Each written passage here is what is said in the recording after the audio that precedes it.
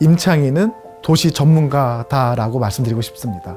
시민들이 가장 우선적으로 생각하는 도시의 문제, 교통의 문제를 해결하기 위해서 노력하는 조금은 더 나은 대안, 혁신적인 대안을 제시했던 정치인으로서 기억된다면 정말 행복할 것 같습니다. 안녕하십니까. 경기도의회 도시환경위원회 소속 광주 출신 임창희 의원입니다. 반갑습니다.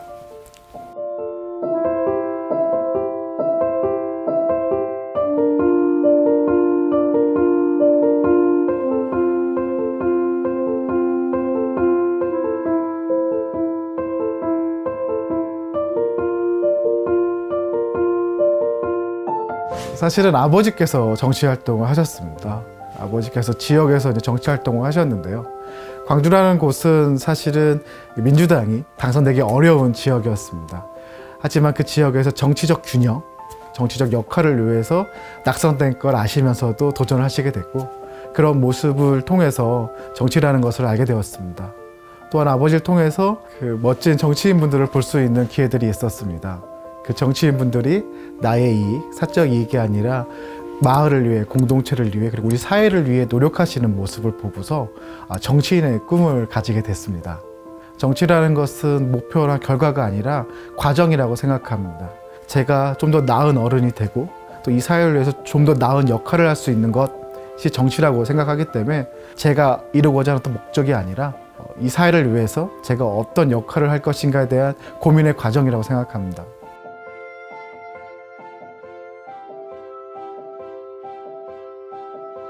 우선 제 지역구인 광주를 먼저 말씀을 드려야 될 것 같습니다.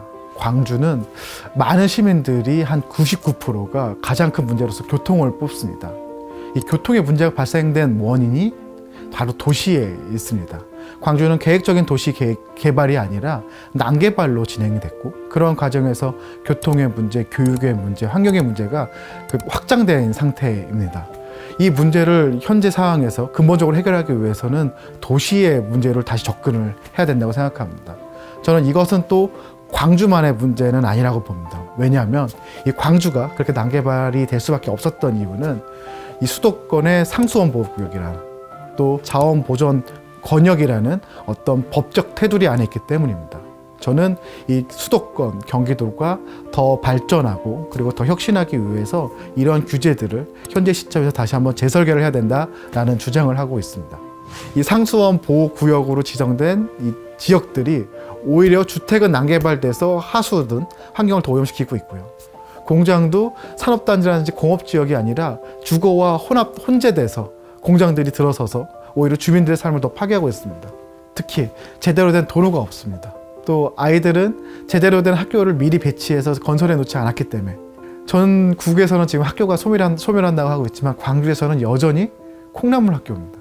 그리고 학교가 부족해서 그 학부모들이 큰 불편을 느끼고 있죠. 그와 연결돼서 문화복지시설, 체육시설 다 부족합니다. 그렇기 때문에 광주 입장에서는 더 많은 관리 비용이 들어가는 거죠. 아파트와 같이 높은 고밀도로 개발을 했을 때에 들어가는 전기의 그 라인, 수도의 라인, 하수도의 라인과 만약에 그것이 아니라 저밀도로 난개발됐을 때에 우리가 투자해야 될 도시 기반 시설에 대한 비용이 훨씬 더 높습니다. 근데 반면에 들어오는 세금은 적고 써야 될 것이 많기 때문에 광주는 항상 인구가 증가함에도 불구하고 관리 비용에 문제가 생기고, 그러다 보면은 공공 서비스가 부족해지고, 그에 따라서 도시 경쟁력은 점점 더 악화될 수밖에 없는 그런 악순환의 고리가 되어 있고, 이거를 어떤 방식으로든 끊어야 된다는 생각을 가지고 있습니다.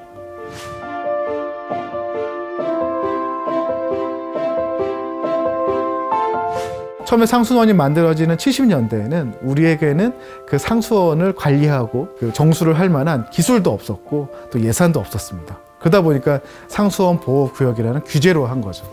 특히나 90년대, 2000년대 우리 사회 환경 문제가 커지면서 규제를 늘려나갈 수밖에 없었습니다.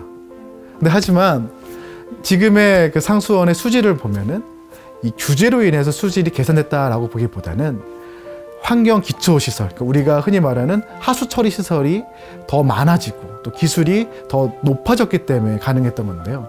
저는 그렇듯 이 상수원 보호에 대한, 상수원에 대한 지키는 방법도 이제는 규제가 아니라 기술과 예산을 통해서 환경 기초시설을 늘리고 또 하수 처리 시설의 기술력을 고도화하면서 이 문제를 접근해야 된다고 생각합니다.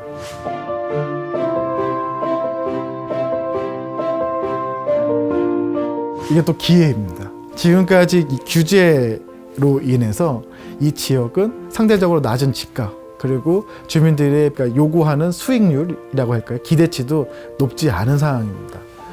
저는 이 현재를 기반으로 해서 공공에서 미래 도시에 대한 그 비전들을 제시한다고 생각합니다. 가령 생태도시, 지속 가능한 도시, 수소 도시와 같이 지금 현재 전 세계 도시들이 나가려고 하는 그 방향에 맞춰서 광주라는 곳을 지금까지 우리가 알고 있던 것처럼 아파트만 높게 짓고 사람들이 밀집하는 것만 생각하는 것이 아니라 자연 친화적인 도시로, 생태 도시로, 지속 가능한 도시로, 또 새로운 에너지인 수소 도시로 이러한 컨셉들을 넣어서 이 실험과 함께 주민의 삶을 높여야 된다. 그리고 그를 통해서 경기도의 도시 경쟁력을 키워야 된다고 생각합니다.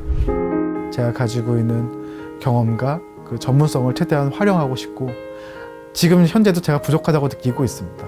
그 부족함을 더 채워서 시민들의 눈높이, 도민들의 눈높이에 맞는 정치인이 되고 싶고요.